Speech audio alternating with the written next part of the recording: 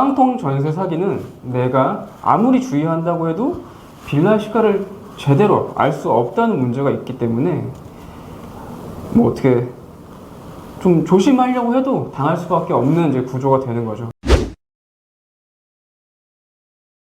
요즘 전세 사기를 당했다는 뉴스를 자주 볼 수 있는데요. 부동산 시장이 뜨거워지면서 이제 전세를 구하기 어려워지자 이러한 전세 사기도 같이 급증하고 있는 것 같습니다. 근데 자칫 방심했다가는 이제 누구도 당할 수 있는데 전세 사기는 어떻게 진행되고 전세 사기를 당하지 않으려면 어떻게 대처해야 되는지 저희가 한번 얘기를 해보겠습니다. 우선 뭐 전세 계약 시 가장 네. 기본적인 주의사항부터 체크를 해서 그렇죠. 말씀을 네. 좀 드릴 필요가 있어요. 네. 전입신고하고 확정일자 네. 최대한 빨리 받는 게 그렇죠. 중요하고요. 전입신고랑 확정일자는 이제 워낙 기본적인 거기 때문에 인터넷에 검색하시면 뭐 쉽게 이해하실 수 있습니다. 예.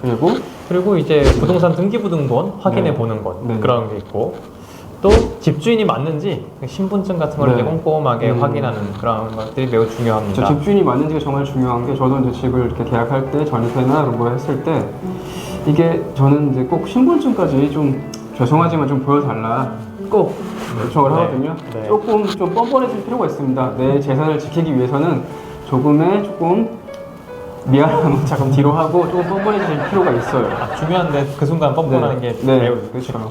중요합니다. 네. 그리고 이제 부동산 등기부 잘 보실 줄 모른다 그러면은 주변에 이제 등기부 같은 거 잘 아는 분들한테 이제 확인해 달라고 부탁이라도 하셔야 됩니다. 네, 이제 등본상에 이제 이상이 없어도 문제 사기는 당할 수 있어요. 그렇죠. 그리고 조금 여기서 중간에 팁을 말씀드리자면 집주인의 이제 등기부상 봤을 때 매매일자가 최근이다. 그러면 조금 더 면밀히 확인해 보실 필요가 있어요. 그러니까 집주인이 매매 계약을 한 지 한 몇 년 된 집을 이제 계약하시는 게 좀 안전합니다. 거기에 대해서 이제 나중에 기회가 되면 말씀을 드릴게요. 이렇게 이제 최근 이제 유행하는 이제 깡통 전세 사기가 있는데요. 보통 신축 빌라에서 자주 일어납니다. 그러니까 건축주가 예를 들어서 건축주가 이제 신용불량자를 한 명 섭외해서 그러니까 실제 거래는 3억 거래가는 3억인데 3억에 실제 거래가는 3억인데 매매 계약서를 3억 5천에 작성을 하는 겁니다. 그러니까 제가 건축주인데 이 집이 잘 안 팔리니까 신용불량자 뭐 그런 분을 한 명 섭외해서 3억 5천에 업계약을 계약서를 쓰는 거죠. 그렇게 계약서를 써가지고 그러면 이제 신용불량자는 이제 돈이 없으니까 건축주에게 줄 매매 대금은 이제 전세를 구해서 주려고 합니다. 전세를 끼고 들어가서 이제 그렇죠. 하는 거죠. 네.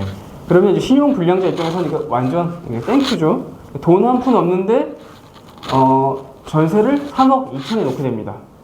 그럼 매매 대금 3억은 줄 수 있게 되죠. 그러니까 실제 3억인 집을 건축주가 신용불량자와 3억 5천의 계약서를 쓰고 요거를 다시 3억 2천에 전세를 내놓습니다.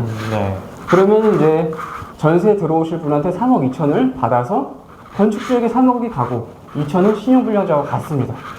이렇게 되는 거죠. 그리고 이제 세입자분은 보통 한 2년간 뭐 아무 문제 없이 살게 됩니다.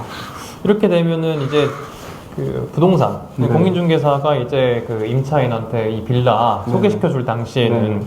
매매 계약서를 이렇게 보여주면서 그렇죠. 자 여기는 3억 5천짜리 빌라입니다. 그렇죠. 계약서에 3억 5천이 돼 있으니까 매매 그렇죠. 계약서에. 하지만 전세는 3억 2천으로 하실 거니까 네. 나중에 이제 뭐 전세가 뭐 깡통될 염려는 없다 이렇게 그렇죠. 설득을 하겠죠. 예. 하지만 이제 실제로는 그런데 실제로는 2천만 원이 그렇죠. 네, 역전생 거죠. 네. 원래 3억짜리 집을 뭐 서류상 매매 계약서에만 3억 5천으로 쓰고 전세를 3억 2천에 내는 거니까 실제 3억짜리 집을 전세 3억 2천에 한 역전생 거죠. 실질은.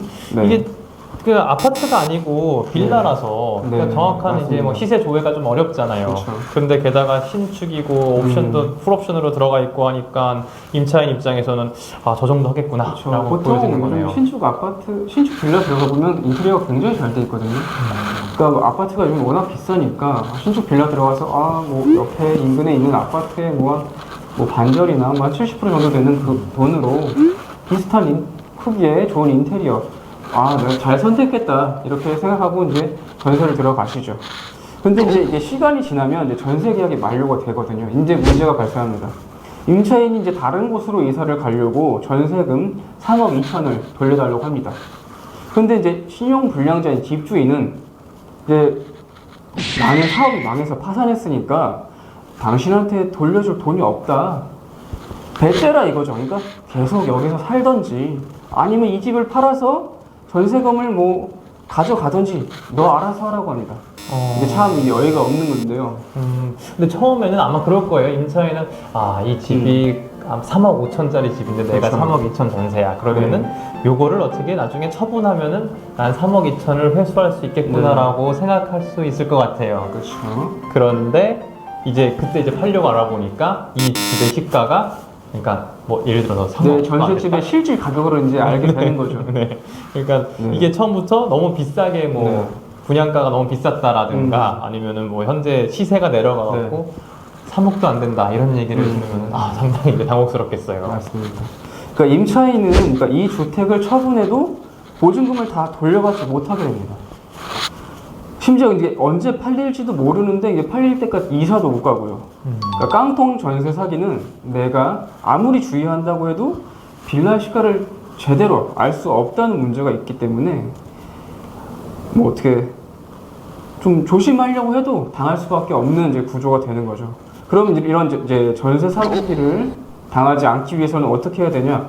전혀 방법이 없는 것이냐? 그건 아니죠. 요즘에 이제 제도가 생겨가지고 그 방법은 무엇이냐? 전세 보증보험에 가입하는 건데요. 전세 보증보험 많이 들어보셨을 겁니다. 전세 보증보험이 무엇인지, 가입 시 주의사항은 무엇인지에 대해서는 이제 다음 영상에서 말씀드리도록 하겠습니다. 감사합니다.